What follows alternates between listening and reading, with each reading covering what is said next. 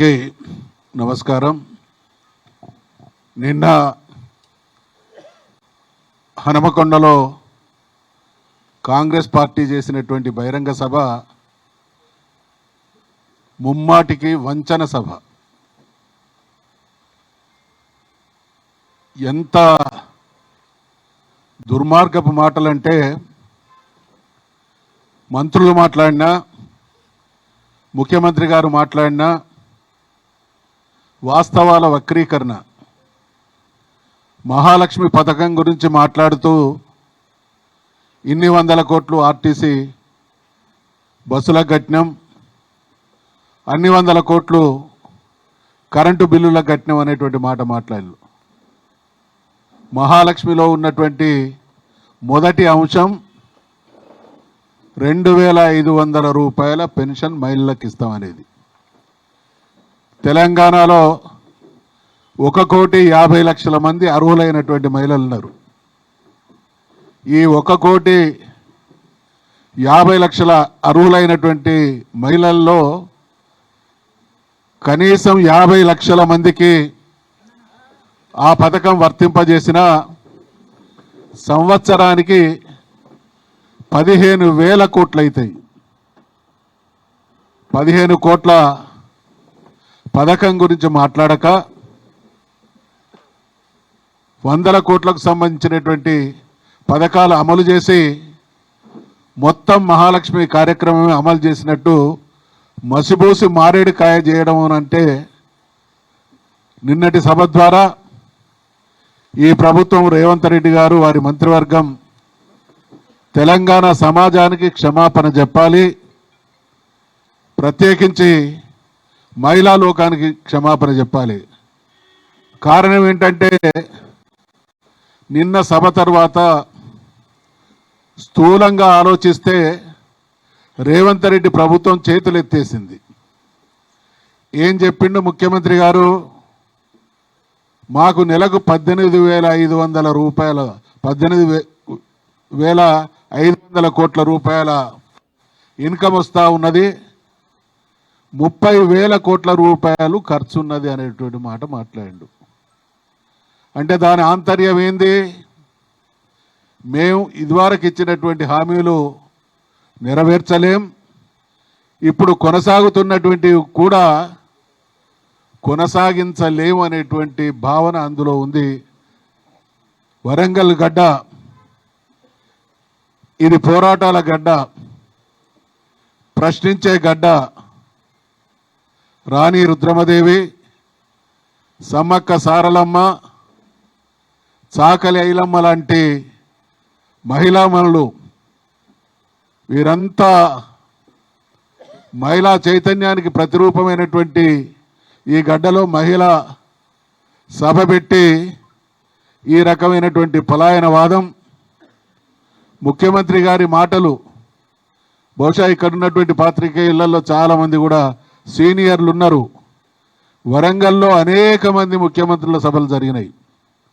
NT Ramarao గారిది జరిగింది, చంద్రబాబు నాయుడు గారిది జరిగింది, రాజశేఖర రెడ్డి గారిది జరిగింది, కేసీఆర్ గారిది జరిగింది, ఇంకా చాలామంది ముఖ్యమంత్రులు ఈ గడ్డ మీదకి వచ్చి మాట్లాడారు. ఇంత చిల్లరగా కళ్ళు దాగిన కోతిలాగా మాట్లాడినటువంటి ముఖ్యమంత్రి రేవంత్ రెడ్డి గారే. ఆయన అనుభవ రాహిత్యం, అవగాహన రాహిత్యాన్ని నిన్న వరంగల్ సభలో ఆయనే ప్రకటించుకున్నారు. కారణం ఏంటంటే ఉన్నటువంటి అప్పుల విషయంలో బీఆర్ఎస్ ప్రభుత్వం చేసినటువంటి అప్పుల విషయంలో మాట్లాడుతూ మేము ఆ రకంగా లేదనుకున్నాం అనేటువంటి వాస్తవ విరుద్ధమైనటువంటి మాటలు మాట్లాడిండు. ఇప్పుడు ఏ ప్రభుత్వం అయినా సంవత్సర కాలంలో నెలవారీగా కాగు నివేదికలు ఉంటాయి. కాంగ్రెస్ పార్టీ అంటే ఆషామాషి పార్టీ కాదు, నిన్నగాక మొన్న వచ్చినటువంటి పార్టీ కాదు. దేశాన్ని సుదీర్ఘకాలం పాలించినటువంటి పార్టీకి ప్రభుత్వాన్ని నడిపేటువంటి క్రమంలో అప్పులు ఎట్లొస్తాయి, ఖర్చు ఎట్లా చేస్తారు, ఏ నెలలకు ఎంత అయిందనేటువంటి విషయంలో స్పష్టమైనటువంటి సమాచారం ఉంటుంది. మరి అటువంటి సమాచారాన్ని తెలుసుకోక లేనిది ఉన్నట్టు ఉన్నది లేనట్టు మేము 4,25,000 కోట్లు అప్పు చేసి ఎంత సంపద సృష్టించబడ్డది, ఎన్ని రంగాల్లో అధపాతాళంలో ఉన్నటువంటి తెలంగాణ ఈ స్థాయికి వచ్చింది. మేము ఎమ్మెల్యేలుగా దయాకర్ రావు గారు నేను మొదటిసారి 94లో ఎమ్మెల్యేలం అయితే భారతదేశంలో డార్క్ ఏరియాస్ అంటే భూగర్భ జల మట్టాలు అడుగంటినటువంటి రాష్ట్రం ప్రాంతం ఏదన్నా ఉన్నది అని అంటే అది తెలంగాణ. ఇవాళ అద్భుతంగా కేసీఆర్ గారి ఆలోచన, అవగాహన, పాలన, ఆయన తీసుకున్నటువంటి చొరవ వల్ల భారతదేశంలో మరి భూగర్భ జలాలు ఉబికొస్తున్నటువంటి ప్రాంతంగా తెలంగాణ తయారైంది అని అంటే ఆయన మేధోమదనం, ఆయన చేసినటువంటి పాలనా విధానమే కారణం. కాబట్టి మరి ఇన్ని చేయడానికి ఆ అప్పు చేస్తే రేవంత్ రెడ్డి గారి 11 నెలల పాలనలో దాదాపు 85,000 కోట్ల రూపాయలు అప్పు చేయడం జరిగింది.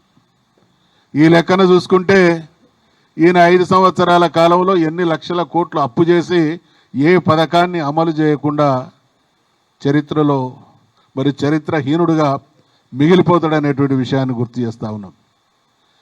తుమ్మితే ఊడే ముక్కు నీది, నీ ముక్కు నీ పదవి తుమ్మితే ఊడేది. కారణం కాంగ్రెస్ పార్టీ గత చరిత్రను చూస్తే గతంలో సమైక్య ఆంధ్రప్రదేశ్లో ఉన్నప్పుడు ఎప్పుడైనా 5 సంవత్సరాలు పట్టుమని ఒక ముఖ్యమంత్రి కొనసాగినటువంటి దాఖలాలు ఉన్నాయా? నీ కౌంట్ డౌన్ కూడా స్టార్ట్ అయింది. నిన్నటి వరంగల్ సభ ద్వారా నువ్వు చేసుకున్నటువంటి సభే నీ కౌంట్ డౌన్కు నిదర్శనం అనేటువంటి విషయాన్ని మనం చేస్తా ఉన్నాం. నీ మంత్రుల మధ్య సమన్వయం లేదు, మంత్రుల సహకారం లేదు, ఢిల్లీ పెద్దలు అపాయింట్మెంట్ ఇచ్చేటువంటి పరిస్థితులు లేరు. తెలంగాణలో అన్ని వర్గాల ప్రజలు రోడ్డెక్కిళ్ళు, హాహాకారాలు చేస్తూ ఉన్నారు.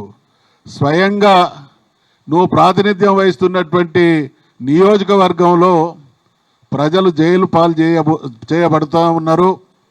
వాళ్ళను పరామర్శించేటువంటి స్థితిలో నువ్వు లేవు అని అంటే ఎంత నిరంకుశంగా నీ పాలన సాగుతూ ఉన్నది అనడానికి నిదర్శనం. ఏం మాట్లాడిన గతంలో బీఆర్ఎస్ గురించి, కేసీఆర్ గారి గురించి నాయకులు మగలో పుట్టింది పుబ్బలో పోతుంది అన్నారు. అది చంద్రబాబు నాయుడు గారు అదే మాట్లాడిండు, రాజశేఖర రెడ్డి గారు కూడా పరోక్షంగా అదే రకంగా మాట్లాడిండు. నీకు రాజకీయ గురువు చంద్రబాబు నాయుడు, నువ్వు ప్రాతినిధ్యం ఇవాళ ప్రభుత్వం నడుపుతున్నటువంటి పార్టీలో ఒకప్పుడు అత్యంత కీలక నేత వైఎస్ రాజశేఖర రెడ్డి. వాళ్ళనే ఎదిరించి తెలంగాణ సమాజాన్ని ఏకం చేసి తెలంగాణ సాధించినటువంటి తెలంగాణను అన్ని రంగాల్లో అపురూపమైనటువంటి రాష్ట్రంగా తీర్చిదిద్దినటువంటి నాయకుణ్ణి మొలకెత్తకుండా చేసేంత మునగాడివా అని మేము ప్రశ్నిస్తూ ఉన్నాం. ఇది కేసీఆర్ గారు, బీఆర్ఎస్ పార్టీ అంటే వటవృక్షం. 25 సంవత్సరాలలో పోరాటం ద్వారా, పాలన ద్వారా గ్రామ గ్రామం వేళ్ళూనుకున్నటువంటి ఒక అద్భుతమైనటువంటి పార్టీ. ఒక ఎన్నికల్లో గెలవచ్చు, ఒక ఎన్నికల్లో ఓడిపోవచ్చు. కానీ ఈరోజు కేసీఆర్ గారి సమర్థ పాలనని ప్రజలు ఏ రకంగా గుర్తు చేసుకుంటా ఉన్నారో కూడా మనం అందరం గమనిస్తూ ఉన్నాం. కాబట్టి వరంగల్కి వచ్చి ఈ ప్రేరేపణలు చేసినటువంటి రేవంత్ రెడ్డి ఖచ్చితంగా తెలంగాణ ప్రజానీకానికి, మహిళా లోకానికి బహిరంగ క్షమాపణ చెప్పాలని నేను డిమాండ్ చేస్తా ఉన్నా.